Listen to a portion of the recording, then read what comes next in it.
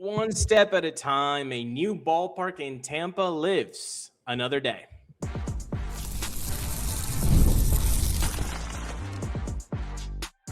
You are Locked On Rays, your daily Tampa Bay Rays podcast. Part of the Locked On Podcast Network, your team every day. He's Ulises Sambrano, and I am Kevin Weiss. And today's episode is brought to you by FanDuel. Right now, new customers can just bet $5 and get $150 in bonus bets. If your first bet wins, head to FanDuel.com to get started. Later on today's show, we finish this Fun Friday episode with baseball trivia and Name That War in a few minutes. The Rays want to eat fish this weekend. Don't tell Peter that joke. But to start, the Rays and Hillsborough County agree on a memorandum of understanding on the new ballpark proposal. Check boxes are plenty, Kev. They all have to be checked, though. And this is a first big step. We heard yesterday that a memorandum of understanding, an MOU, on a new ballpark proposal has been reached between the Rays and representatives of Hillsborough County and the city of Tampa. Ken Babby, the CEO of the Rays, came out with a statement saying, "The Tampa Bay Rays are delighted to announce that we have reached a memorandum of understanding on a new ballpark proposal. The Rays respectfully but resolutely encourage Hillsborough County and the city of Tampa to approve the MOU and make possible a forever home to our community's Tampa Bay Rays. Paramount for the Tampa Bay Rays in this process was to arrive at an MOU that protects all public funding currently allocated for police, fire, emergency management, or response functions, or other previously committed public safety or service priorities. We have accomplished that important and unconditional goal. This is a rare and perhaps unprecedented moment for Tampa Bay. The Tampa Bay Rays are all in on the opportunity and look forward to working with officials in the days ahead to bring this project to life." Reading this, and obviously there's more to this statement that Ken Babby said. Kevin, what are your first impressions? The first impressions are that I'm not totally surprised that they reached an MOU because it had to be done. If it wasn't done, this team was going to relocate elsewhere, whether it was Orlando or Charlotte or Nashville or anywhere else, pretty much. And I think the power players, elected officials and business officials, and anybody that was anybody in this region, in this area, seemed to be more or less chomping at the bit to get this going. I know there's some detractors, Josh Wostel, for example, but I think the majority of the players were on the same page with getting something done. And ultimately, the public contribution is said to cap out at $976 million and some change. So that is a big chunk of public funding towards this initiative, which we know it was going to be. But I will say, while I think this ultimately gets done, shovels will be in the ground, there's still a lot of work to be done before you can get shovels in the ground, because we've been snake bitten before. And I know that was a different ownership group in a different county and city, but you never know where some hang up or issue is going to arise. And another key with all this is for the Rays to secure state funding, not just city, Right, county, and CRA funding, but I think they really need that extra bit of coin from the state of Florida to get things moving as well. And I believe there were some state officials that said, hey, we're not going to contribute a dime until there is some sort of agreement reached with the local governments, because you don't just want to earmark that money and Hillsborough County and city of Tampa aren't getting things done with the Rays, or the Rays are being too difficult in those dealings. But while this is a great day and great news, there is still a lot to be untapped and uncovered. A lot of attorneys to be involved and a lot of paper pushers that are going to have to look at the fine print of this agreement. But just like Evan Klosky said a couple weeks ago, it was really only a matter of time, despite the Rays being aggressive with their funding request and their timeline. And I think, some of the governments kind of being taken aback by that, ultimately something was going to come to fruition. And here we are with an MOU. And the state legislature, like you pointed out, kind of said, like, no, don't get us involved in this until you kids have, figured it out, because it was $150 million that they were asking for the state legislature. Right. So that doesn't mean that they won't do it, but like you're saying, they just have to wait until the local authorities like Hillsborough County and City of Tampa get that sorted out. But another thing, the public contribution capping at $976 million. It's a bunch of money, people, but it is less than what the first numbers that the Rays wanted. So I think it's about $100 million less than the initial proposal. So there was some change there, and there was also some change between what the Hillsborough County would put up and what the City of Tampa would put up as well. Yeah. So those numbers are also changed a little bit. So I think it's obviously a step forward. It needed to happen, like you said. The $2.3 billion project would be funded with roughly 55% private investment from the Rays, which is the largest by a sports team in Florida history, said Ryan Bass yesterday. The goal is to open by 2029. While the MOU is non-binding, it serves as a roadmap for all future agreements for the project that will be legally binding. So again, just a necessary step. It needed to happen. It happened. Okay, we checked that box. We keep moving forward. This is a good positive thing. But I want to stress something that I think gets lost in this stadium saga for many years. Nobody likes giving money to billionaires. I don't think there's one person that likes giving public funding to billionaires. That person does not exist, right? But there's a difference between this utopia and then the real world. Right. I want to live in a world, and Kevin, you want to live in a world, and I think a 99.99% of Rays fans want to live in a world where public funding would not put up a bleeping dime for a stadium for your baseball team. We all would like to live in that world. However, that world does not exist. What does exist is multiple cities across the U.S. and maybe Canada that would say, we'd give you some public funding. We'll take that asset away from you. So that's the real world. So yes, we don't like using public funding for this, but the reality is that there are many other cities that would do exactly what we're fighting to do in Tampa. Yes, it's a race to the bottom, whereby if the Rays or if Hillsborough County and the city of Tampa don't put up public financing, you're going to lose your baseball team. You're going to lose any sports team. You're going to lose the Lightning, the Rays, the Bucks, whomever it may be. And that's something that you would have to consider. If you absolutely do not want to give a dime to billionaires, then not a lot of things are going to happen in your town. Right. You got to understand incentives, abatement, public-private partnerships. You got to work together sometimes to make things happen, unfortunately, without impacting, police and fire rescue and utilities infrastructure and roads and all that. I mean, those problems are always going to exist. But if you want to be... which if we take them by their word, in that statement, it literally says that was an important unconditional goal, was to protect all that public funding to police, fire, emergency response function. So that wasn't touched. Right.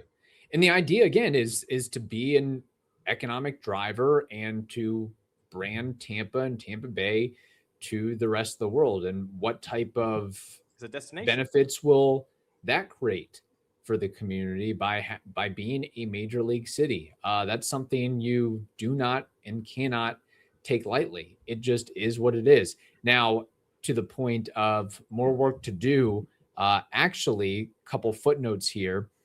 The Hillsborough Board of County Commissioners, they are expected to vote on the MOU at their meeting next Wednesday, while the Tampa City Council should follow next Thursday. And just to put this out there as a final point, the attorney for Hillsborough County, Julia Mandel, wrote in an email to HC commissioners, Hillsborough County commissioners, that, quote, there are many issues which remain pending to be resolved. So still a lot of work to do. But like you said, like we said, Ulises, this is a great first step. And I think it means ultimately at the end of the day, the Rays will be in Tampa, Hillsborough County for decades and decades to come. And hopefully we see the fruits of that with having a awesome ballpark that people want to be in. The team is winning, and you can keep some of your star players and attract some star players as well. That's the idea. And maybe one day, I don't know, in the next decade or so, we have a World Series ring to our name. Hopefully. Yes. Maybe this year. There you go. At the rate it's going. And the Rays have a chance to pad their win-loss record a little bit. The NBA playoffs are here, and every possession matters. And if you're looking to get even closer to the action, FanDuel has a great offer to get you started. Right now, new customers can bet $5. Yeah, $5, and you get $150 in bonus bets if your first bet wins. That's right. You can turn $5 into $150 in bonus bets just by getting started. If you are like me and Kevin, FanDuel is perfect because during the playoffs, it has everything you need just in one place. You want stats? Boom. There it is. Trends? Boom. There it is. Matchups? Boom. There it is. It's so easy to navigate to it. It makes playoff basketball even more engaging from start to finish. So today, head to FanDuel.com to get started. Again, go to FanDuel.com to get started. FanDuel. Play your game. If you've ever opened your bank account and said, where did all my money go? Well, you're not alone. Keeping track of subscriptions, spending, and bills can get overwhelming fast. But that's where Rocket Money comes in because it helps you control your finances in one single place. It tracks your subscriptions one spot and can help you cancel the ones you don't need with just a few taps. It automatically categorizes your spending so you can see where your money is going. I'm a spreadsheet guy. Maybe you are, maybe you're not. Well, this keeps everything organized and categorized so you can have a better view of how you're spending your money. Rocket Money is a personal finance app that helps you find and cancel unwanted subscriptions, monitors your spending, and helps you lower your bills so you can grow your savings. Let Rocket Money help you reach your financial goals faster. Join at rocketmoney.com/locked on. That's rocketmoney.com/locked on. Baseball is finally back, and to celebrate, we're giving you a full month of the Everydayer Club for free. Go to lockedonrays.supercast.com and use code FINALLY. Tap the link in the show notes and use code FINALLY to claim your free month. Ulises, the Rays should be primed to keep their winning streak alive versus the Marlins at Tropicana Field. That's right. The Rays haven't lost a series since the Cincinnati Reds series, which, by the way, ended in April 22nd. That's almost a month. It's 3 weeks of baseball. The Rays have won series against the Minnesota Twins, Cleveland, San Francisco, Toronto, Boston, and Toronto again. So 6 series in a row. Let's hope that they can make it 7. And when you look at the pitching matchups, I think we are pretty lucky because I started looking at the losing streaks for the Rays this year. There's only been 2 times that the Rays have lost 3 games. The 2 stopper pitchers, so the 2 pitchers that pitch when the losing streak was at 3 and they turn it around, were both veterans, Martinez and Matz. And this weekend, if something awful happens on Friday, which would be an L, right? Well, guess what? Nick Martinez would be there on Saturday. And if something even worse happens on Saturday when we go, which, by the way, we won't, we're going to put that W on the board for all of you. Yes. Kevin and I are going to be on section 145. Well, then guess what? On Sunday, Drew Rasmussen takes the ball. So I feel pretty good when you look at the Rays side of pitching on this side. And then you look at the other guys, Kev, and they are talented, but there are flaws that I think this specific Rays lineup could do a lot of damage to these guys. Let's certainly hope. Yeah, it's Jesse Sultans versus Jansen Junk on Friday, Sandy Alcantara versus Nick Martinez on Saturday, and then Sunday, Yuri Perez versus Drew Rasmussen. And the Marlins, you look on paper, you look at the pitching matchups, you look at the roster overall, you would think and you would hope that the Rays can at least take 2 of 3 from the Marlins. The Marlins are a very average team. They're 20-24 right now. They're pretty much an average team offensively. They don't hit home runs. Their starting pitching has struggled as far as the numbers are concerned. They have some known names, but the overall numbers just haven't been there. Their best strength really is their bullpen. And it's kind of funny. Even though the Marlins are 4 games under 500, I do have a little Marlins envy, if you will. Enlighten me for a couple moments here. First is that bullpen, which has the 6th best ERA in all of baseball. They allow the fewest amount of hits per 9, the fewest amount of home runs per 9, and they have the 3rd best whip in the game as far as relievers go. They do give up quite a few walks, but they haven't gotten in too much trouble with that. Then on the offensive side, I mentioned that the Marlins don't really hit much, if any, home runs to speak of. One guy who is hitting home runs is their catcher, Liam Hicks. And for all intents and purposes, he's been their best hitter overall this year. But he has 9 home runs. Like, he is absolutely crushing it. And we all, as a Rays fan, you're always going to have catcher envy, even though Nick Fortes has been solid for the Rays this year. But looking at a guy like Liam Hicks, and you say, man, he a middle of the order threat as a catcher. Me wanty.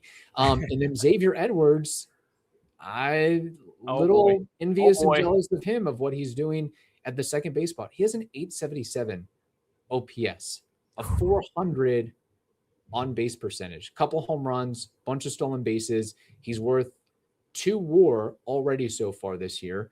We're not even halfway through the season. We're not even to Memorial Day. He could, by the end of it, be close to a 5 WAR player.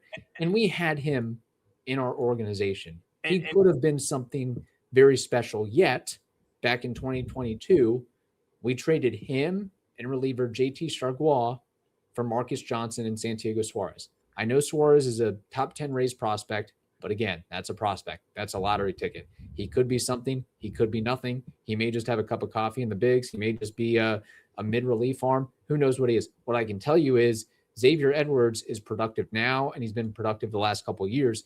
And as we mentioned earlier this week, with the injury to Gavin Lux and the uncertainty with, rolling out the red carpet for a combination or a tandem of Ben Williamson and Richie Palacios, it'd probably be a little nice to have a Xavier Edwards-like player on the roster. He'll get you a couple home runs, but he also follows the ethos of speed and athleticism that you need. It'd be nice to always pick the right prospects to flourish, right? And especially when you had them, you traded for Xavier Edwards. And I guess at the end of the day, Blake Snell and Eric Neander got it wrong, and Peter Bendix got it right. Xavier Edwards was worth all that. I think maybe we should have each other have a campaign. I'm on the bring back Brandon Lau for 2 months, and you're on the bring back Xavier Edwards campaign. That's okay. We can die on both of those hills, right? What's more realistic, trading back for Xavier Edwards or trading back for Brandon Lau at the deadline? Or it's a wash? I think the Marlins would ask more because of team control, and it's kind of like buying back, like, oh, you want him back? Well, then we want something. Want something real sweet. I think the fact that Brandon Lau has injury concerns is going to be a free agent, so you're only going to have him for 2 months. I think he would be a more gettable. Again, I put this on Twitter, and Twitter has an issue with the 160 character limit because people just need everything to be explained with Play-Doh. It seems like sometimes. If I say it would be great to get Brandon Lau, obviously I'm saying that the Pirates would be out of contention. I don't think that needed to be merited characters, but if it does, yes. In a case that the Pirates are out, it would be nice to get Brandon Lau. Yes. Yes. And then just footnote on Xavier Edwards real quick. According to Savant, in batting run value, he's in the 94th percentile. Base running run value, he's in the 78th percentile. Fielding run value, 70th percentile. Yeah. So he would be a valuable piece for anybody. But of course, he does not have the power numbers that a Brandon Lau or a Yordan Alvarez could bring to the table. But he'd be a really nice piece to have as a second baseman for sure. And then like you had brought up about the pitching matchups, I know we all get kind of starry-eyed or a little bit nervous about Sandy Alcantara facing the Rays, but he is not the same Sandy Alcantara as he used to be. I mean, there are ways to get to each of these starters that are being rolled out for the Marlins on Friday, Saturday, Sunday. Yeah, Junk, he's a ground ball guy, so control pitcher, low walks. Should be really fun to see this lineup on Friday evening. The fact that they can do a lot of contact, especially Chandler. Chandler against Junk is going to be great, and you guys can take those words and make 1,000 jokes. Yes. With Sandy, you are right. By almost every metric, they're down. He's not the same Sandy Cy Young where an 8-inning shutout is a threat every time. I don't think that's the Sandy of 2026, but hey, still Sandy Alcantara. Should be a really great matchup that we're going to see live on Saturday because we'll be at the top of the blue seats, baby. Yes. And then Sunday, Eury Perez, that fastball, that needs to be hunted because it's 50% of his usage. 50% is going to be a four-seam fastball. The problem, Kev, well, it's one of the fastest fastballs in MLB. He actually averages at 98.1 on his four-seam, and that's 94th percentile in fastball velo. Yeah, but he also has close to a 5 ERA right now, and he's got a 2-5 win-loss record. Not that the win-loss record necessarily matters, but with Eury Perez, I mean, hunt the fastball, like you said. I mean, at least with major leaguers, even if it's a 98, 99, 100-mile-an-hour fastball, you see it enough times, you should be able to time it up, unless your name is Cedric Mullins, because Cedric Mullins evidently has trouble with velocity. You're going to have to swing extra early, and if he winds up throwing a breaking ball or a changeup, you're going to look pretty silly. It is what it is. But if you can try to situate on the fastball, you may be in okay shape. But I really think the main thing, though, is just don't play down to the competition. Like, you're a better team pretty much through and through against the Marlins. And I don't see the Marlins putting a bunch of runs on the board. So if you can just play fundamental baseball, get your starters.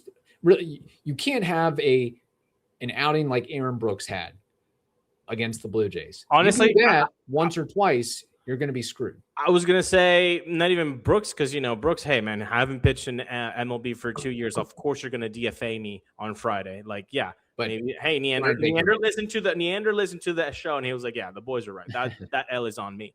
That's okay, Eric. We still love you. But I was thinking to say Baker. Yeah. Your good guys can be walking guys like that. So hopefully that gets sorted out because the Blue Jay series at the end, it was a walk-a-thon. Yeah.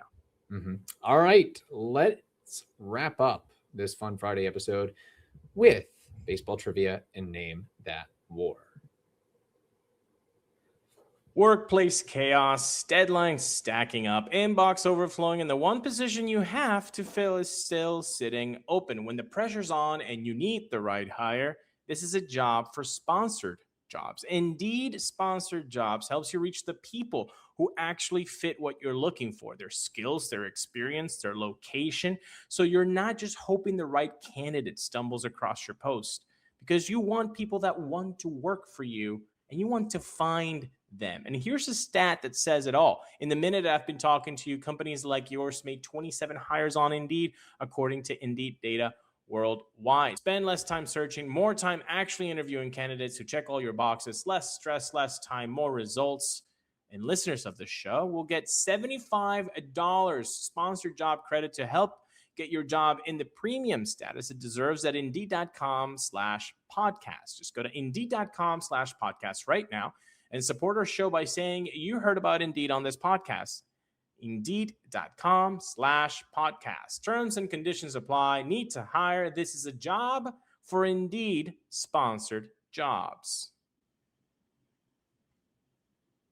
All right, Ulysses, it is that time of the week where we have baseball trivia and Name That War. I have trivia for you. You have war for me. And my trivia question is in regards to the Miami Marlins. And in front of me, so they're not hitting home runs this year, but they do have some guys who hit a lot of home runs while they were members of the Florida Marlins or the Miami Marlins. I have a list of the top 10 greatest home run hitters in a Marlins uniform, and I want you to just give me 4 names. The artist formerly known as Mike Stanton, now Giancarlo Stanton. He is the clubhouse leader with a whopping 267. Mr. I Have Arms, and it would be nice to have those arms. Dan Uggla. Dan Uggla is the clubhouse runner-up with 154. So from 267 is the first place, 154 is second place. The dude that just disappeared out of baseball, and he was really good for a long time. Hanley Ramirez. Number 3 on this list with 148, one of the most dynamic players during his time. There was a year where he hit like 350 with 30 homers and 50 stolen bases. Yeah, plus a bad attitude. Plus a bad attitude, yeah. One more name. I'm in between 2 guys, but I'll just go obvi Venezuelan bump here. Miguel Cabrera. Number 5 on this list with 138. You want to give me that other guy for a bonus point that you had in mind? Mr. Jeff Conine. Mr. Marlin is number 8 on this list with 120. Here is the top 10. Stanton, Uggla, Ramirez, Mike Lowell, number 4, Miggy 5, Derek Lee 6, Gary Sheffield 7, Conine 8, Cliff Floyd 9, Preston Wilson, number 10. That's a good name, Preston Wilson. Well, that was a great trivia question. And funnily enough, Kev, while Night Drive is still playing, I have Name That War for you. And if you don't know what Name That War is when we take a player from the past and we try to guess their career war according to Baseball Reference, only using our Baseball Archive mind. And today, the player that I have in front of me for you to guess is a guy that played with Miggy Cabrera on the 2003 World Series champion Florida Marlins. His name, they don't call him Money. They call him Brad Penny. What is Brad Penny's career war according to Baseball Reference? He played probably 12 years in the bigs. Marlins, I want to say he was a Dodger, maybe a Yankee even. He bounced around to like 4 or 5 different organizations. I think he was probably like a career 4.4 ERA type, maybe made 1 all-star appearance, but I don't even know if he made an all-star appearance. Seemed like an innings eater type, but was never, in my recollection, never a number 1 or number 2 or number 3, more of a back-end rotation guy. Bottle all that up, I will say his career war, according to Baseball Reference, is 14. A 2-time All-Star, 14 years in the league, a 4.29 career ERA, basically posting 196 innings per season. This guy has an ERA plus of 99. How many strikeouts did he get in those 1900s? He wasn't a strikeout guy. 1273. Can you bottle all that up with that World Series shiny 2003 ring? And it's not 14. It's just a little bit higher than that, 18.9. All right, so not too far off. At least, I mean, if he had like 32 or something, I would have really felt bad, but I was kind of in the wheelhouse. You were in the neighborhood. You just knocked on the wrong house. Yeah, I'm not as good as you with Name That War, apparently. So on that note, we hope you all have a wonderful day. Stay safe, and we will talk to you next